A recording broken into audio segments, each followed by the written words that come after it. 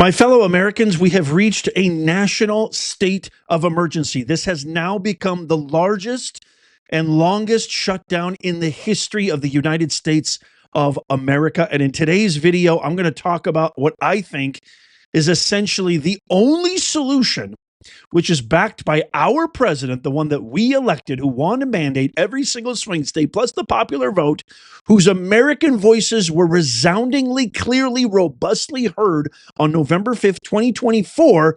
And now it's time to say enough is enough. The Democrats do not care about anybody. They don't care about you. They don't care about me. I quote Schumer saying, short of planes falling out of the sky, we're not doing a damn thing. And they are just emboldened by this past Tuesday's elections, even though they won in states that were massively blue anyway. It wasn't any kind of mandate or referendum on Trump. I'm going to go through and break down why this is the only solution that we have in order to get our America First agenda. Time is of the essence. We may never have an opportunity like this again, where when I say we, I don't even mean Republicans, GOP. I mean America. America has control of both branches of the government. We have control of the executive branch of the government. And so this is a prescient time. I'm going to break this down step by step. Also, if you want a free copy of my notes, I'm happy to give that away for free. I'll tell you exactly how you can do that at the end of the video. Trump posted this just yesterday, and he's been kind of compounding this fact that if Republicans kill the filibuster, they sail to victory for many years to come. If they don't, disaster is waiting to happen. And so I'm going to share with you a lot of notes, research. We're going to go to my trusty outline. I'm going to explain to you what in the world the filibuster is, why it matters, and then talk about my solution, which I agree with President Trump. We need to get balls back in government. We need to get balls in the GOP. We need the same balls that got us to where we are. The Theodore Rooseveltian, Trumpian balls, the America First balls. Okay, that's a lot of balls. Sorry. Okay, so what is the filibuster and why does it matter?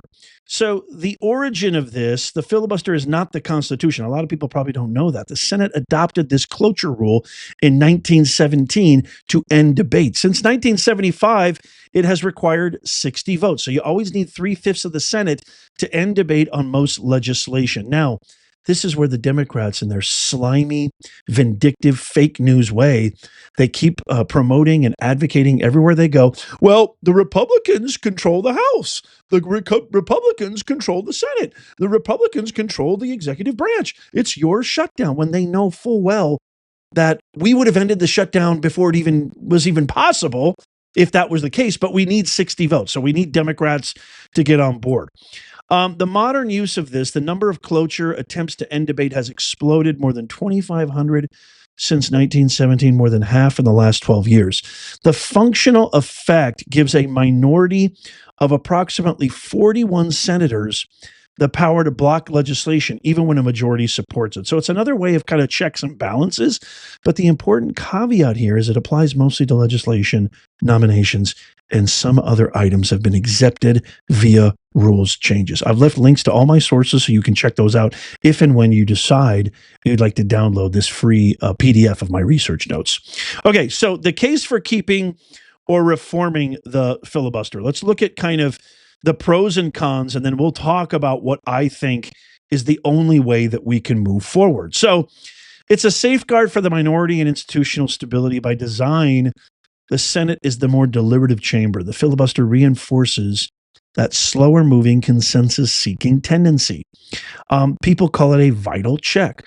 Without it, a bare majority could dominate policy wholesale, increasing partisan swings each election cycle. So it encourages broader coalitions and better legislation. Bills that overcame the 60 vote hurdle often reflect bipartisan compromise. So again, it's sort of re-implementing the greatest government, the greatest country known to mankind, the greatest open, free, democratic republic that our great forefathers composed in their beautiful, brilliant way of This is the true No Kings, okay? Not the imaginary No Kings protest that they had a few weeks ago and the one that they're planning again. This is the true No Kings. Separation of church and state. There is no monarchy. There is a balance of power. That's our government. And so it protects against that rapid policy whiplash.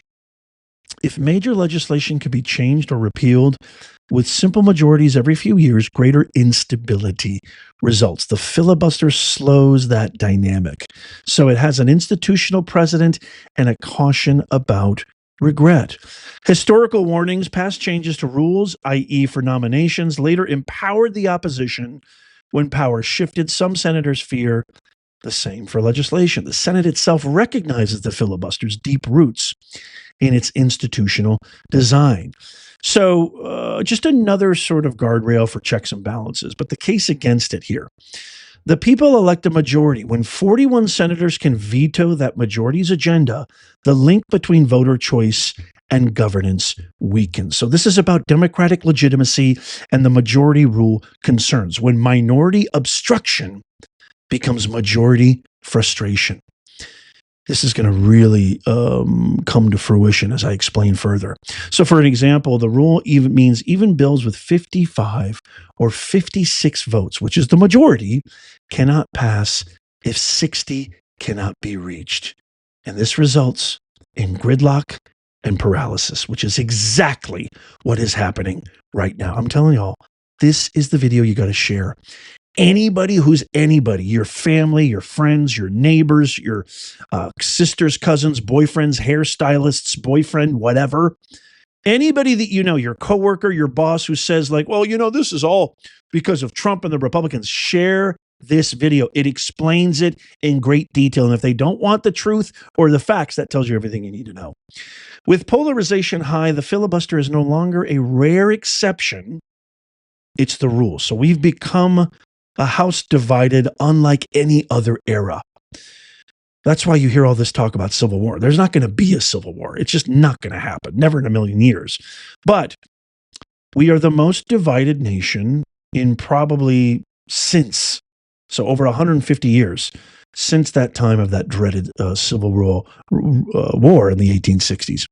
The number of cloture motions reflect this. The historical misuse and legacy of injustice. The filibuster was used to block civil rights legislation in the 50s and 60s. Workarounds aren't enough. While reconciliation and other tools exist, they don't cover the full agenda of legislation. The majority remains stymied. Accountability problems. When the minority blocks by procedure, it's difficult for the public to assign blame. Voters may not even know which senators caused the blockage. Democratic legitimacy and electoral mandate. When a clear majority of voters elect a president and give that president's party control of Congress, the expectation is that their agenda will be enacted. 1 billion %. I don't know about you, but I was super excited. I was super elated. I felt a explosion of American pride that I've never felt ever before. A current of electricity of American pride run through my body that I've never had before. I don't know about you. Let me know in the comment. By the way, let me know where you're joining me from, what state, what city, what country. I love hearing that stuff. Let me know in the comments down below. This is the beacon for the rest of the world. The United States of America is the lighthouse for the rest of the world.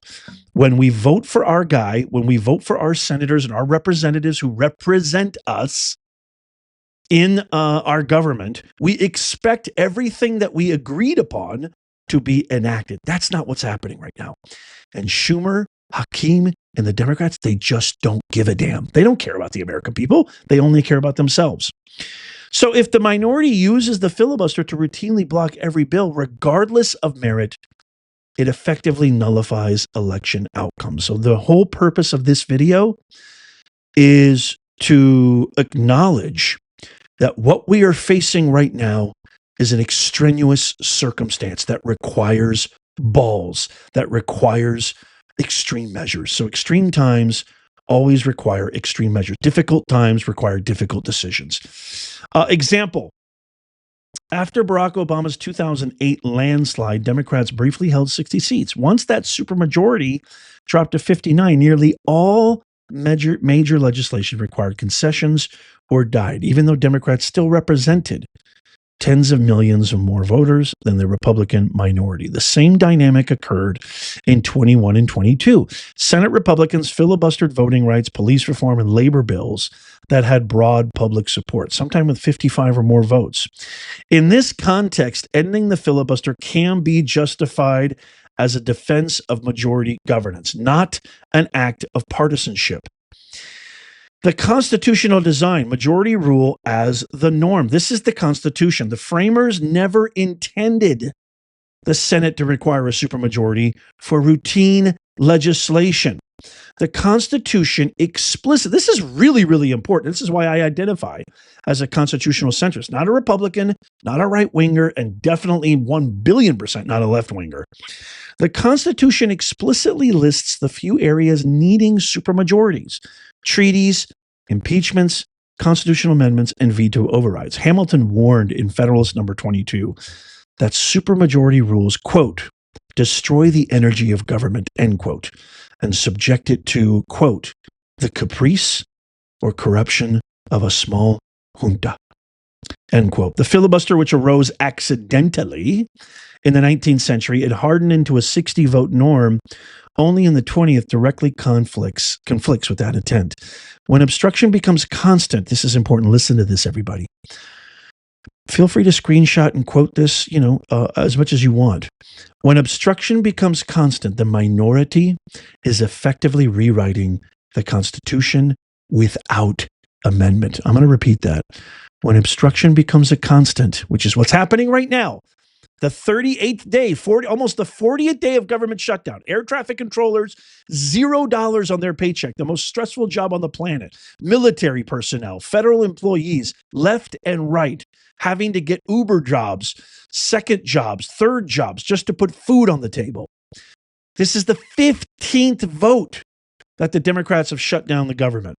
When obstruction becomes constant, the minority is effectively rewriting the Constitution without amendment. And hasn't that been their typical MO, ladies and gentlemen? The Democrat Party hates America. The Democrat Party is the party of murder, mayhem, and violence, period. They hate you, they hate me, they hate everybody. The only thing they care about is power and more of it. Functional necessity. So this is what I mean by paralysis versus governance. When the minority's obstruction becomes universal, blocking judges, cabinet appointees, and basic government funding, it's not debate, it's institutional sabotage. A government that cannot govern loses legitimacy. This is so important.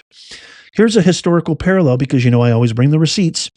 In 2013, Senate Democrats invoked the, quote, nuclear option, end quote, that Trump keeps talking about, for executive and judicial nominees after Republicans filibustered dozens of appointments, simply to cripple the Obama administration's ability to function. Even neutral observers like the Washington Post editorial board called it inevitable self-defense. The same logic applies to legislation. If every single proposal is filibustered, the majority has no peaceful procedural way to implement the policies the people voted for. At that point, reform or abolition becomes a constitutional self-correction, restoring the Senate's ability to act. The moral and historical precedent, the Civil Rights Act of 1964. The Civil Rights Act of 1964 was nearly killed by a 60-day segregationist filibuster, despite having broad national support and bipartisan majority. So this is another episode that demonstrates how the minority can deny justice for the majority. This is really interesting, too. I want to focus on this for a second, the accountability principle. Under the filibuster, responsibility is diffused. This is important. Voters can't tell who's to blame for inaction. Senators can obstruct in silence, then campaign as if they had nothing to do with the gridlock. So if the filibuster is ended, the majority must deliver results or face consequences in the next election. My friends, my fellow Americans, my fellow global citizens, that is the essence of democracy. You win, your government, you're judged, and vice versa. The counterweight argument and the built-in checks, ending the filibuster does not mean unrestrained power. This is what Massey and Rand Paul, I'm going to show you what Massey said, and I responded to him. They all think that this is going to backfire and come get us in the end, and the Democrats are going to do it. Let me tell you something. As Trump said, the Democrats are going to do it anyway. They're going to pack the Supreme Court. They're going to end the filibuster if and when, God forbid, they ever get power again. They're going to do it. They are power-hungry swamp vermin that hate everybody. They hate America. They hate us. They hate the citizens. They especially hate anybody who disagrees with them. They're willing to, as you can see with Charlie Kirk and President Trump, they're literally willing to end and unalive anyone who disagrees with them. But see, the Senate still gives every state equal representation. Ending the filibuster doesn't mean unrestrained power. The House must agree. The president can veto. Courts can review constitutionality. So ending the filibuster is not some very reckless decision that has lifetime or unalterable consequences. That just isn't the case.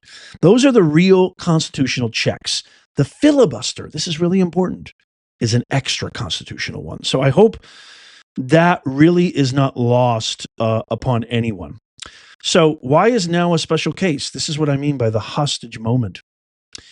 When the filibuster enables shutdowns and holds America's services hostage, what we have right now is a clean resolution that is available and that Democrats have voted on and passed 1,000 times or more. This will fund the government, maintain services, and protect safety. But this filibuster threshold of 60 votes blocks the passage. And that's why this is the most historic and longest shutdown of all time. Here's one example. One Senate motion for a CR failed due to reaching 55 votes, 5 short. Consequences: federal employees furloughed or unpaid, air traffic and TSA staffing strained, federal services delayed or halted. If you're flying anywhere right now, it's the holidays are coming up, the most important holidays, end of year, Q4. Both for personal and professional reasons, it's an important time to travel. If you expect your flight to be on time and not delayed, I mean, you got another thing coming. By the way, let me know in the comments. Have you had I've had one viewer send me a message saying that his flight was delayed for 5 hours. And then at one point, thinking that he was just about to board, he got a notice on his phone. The notice read, "Your flight has been canceled." No explanation, no help, no what can I do now, just done, see ya, hasta la pasta. So this is a really, really big deal. So here's what I proposed: reforming or ending the filibuster. Okay, if you want the full notes here, the link is in the pinned comment. It's free. I give away everything for free, full transparency. The link is in the pinned comment. It's also in the description and show notes down below. So from status quo to smart change, full elimination for legislation, move to simple majority, 51 votes on all bills. This is what the American people want. It will reduce gridlock and everything will go faster. We can get in voter ID. We can pass all of the legislation, American First policies that we elected and voted for in 2024. Nothing is being done. Issue specific carve-outs. For example, voting rights, appropriations, defense spending, targeted reform, return to talking filibuster, require actual extended floor speeches rather than automatic block. That's really, really important. Population weighted threshold, end debate, temporary suspension during a crisis. This is only applied during a shutdown. In this current climate that we have, where minority obstruction is causing a government shutdown and risking essential services, the status quo rule is not simply maintaining debate, it's enabling paralysis. So we have a clean CR, let it pass for the love of God, govern first, then argue. This is common sense. That's all this is, because you guys are holding the American people hostage, point blank, period. Every day, the government teeters toward shutdown. Hundreds of thousands of federal employees face lost paychecks. Air traffic controllers, TSA, FAA safety inspectors are stretched thin, threatening the very safe skies Americans take for granted. Small businesses that depend on government contracts can't get paid. Veterans' benefits, disaster relief, and food programs stall while politicians get paid lazy, posture, and play political theater. That is literally the gist. And here, I want to read my closing statement. My fellow Americans, my fellow global citizens, at some point, obstruction stops being about principle and becomes an act of sabotage against the very people this government is supposed to serve. You think they're serving us? You think they're helping us? You got another thing coming. Right now, we got a small minority in the Senate that is holding America hostage, aka Hakeem, Schumer, and the rest of the Hippocrats. There's a clean continuing resolution ready to go. It would fund the government, pay our troops, keep Social Security checks flowing, and make sure our skies stay safe. It has the votes to pass easily. But it's being blocked, not because it's a bad bill, but because few politicians want leverage. And they said it. I know you've seen the clip on CBS or one of the woke networks. They said it. They said it on national television. They don't care who knows. They don't care who suffers. We have leverage now against Trump, so we're not going to end the shutdown. Look at how selfish, self-absorbed, narcissistic, despicable, rotten to the core these Democrats are. That's not government. That's extortion. And it's the American people who pay the ransom. When federal workers miss paychecks, when TSA agents and air traffic controllers are working without pay, when small businesses can't get their contracts funded and veterans can't access benefits, that's not democracy at work. That's dysfunction, protected by procedure. The filibuster was meant to encourage debate, not to paralyze the nation. And if the choice is between preserving an outdated Senate rule or keeping America running, then the choice, ladies and gentlemen, is very, very simple. Ending the filibuster isn't about silencing the minority. It's about restoring the majority's right to govern. Take that to the bank, folks. It's about letting Congress do its job, letting the people's will be heard, and making sure the government of the United States works for those who sent us here, not for those who threaten to shut it down. Because in the end, democracy can't survive if a minority can veto the will of the American people. It's time to stop the hostage taking. It's time to end the filibuster, and it's time to let America work again. And I quote, this is my quote right here. When a rule meant to protect democracy becomes the vehicle for obstructing it, change isn't radical, it's essential. This is an extreme circumstance, extraneous circumstances. Difficult times require difficult choices. Extreme circumstances require extreme measures. And that's what this is. And so I agree with my president. Just say no. Terminate the filibuster. It's time to go with the nuclear option. And one last thing I want to share with you. Somebody who I highly respect, Scott Pressler, who literally, flipped Pennsylvania in 2024 for President Trump, posted this on X today saying, unless Senate Republicans nuke the filibuster and pass election integrity legislation, you're stuck with mail-in ballots. So either learn to use them or prepare to lose the 2026 midterm elections. Bookmark this. Scott's been pretty much right about everything. And I think he's right about this 1 billion%. Do we really want to run the risk of losing in the midterms? All this propaganda is working, folks. All the hate, lies, everything they're doing, vilifying ICE agents, vilifying the tariffs, vilifying President Trump, Elon Musk, Pete Hegseth, Marco Rubio, J.D. Vance. It works on a significant portion of our citizenry, unfortunately. And so this is what I mean. Extreme times require extreme measures. Scott Pressler's 100% right here. If you don't do this, we are cooked for 2026 and even perhaps for 2028. And President Trump will get impeached. He'll become a lame duck president. And literally it will be 2018, 2019 all over again. We can't have that. We cannot have that. I also told you that I was going to show you what Massey said who to me is just like Rand Paul. I mean, the GOP is no different than the Democrats, in my opinion. They're useless. They have no creativity, no innovation. They've never worked a day in their lives. It's been 9 months. Where have they been? What have they done besides say, I'm writing letters?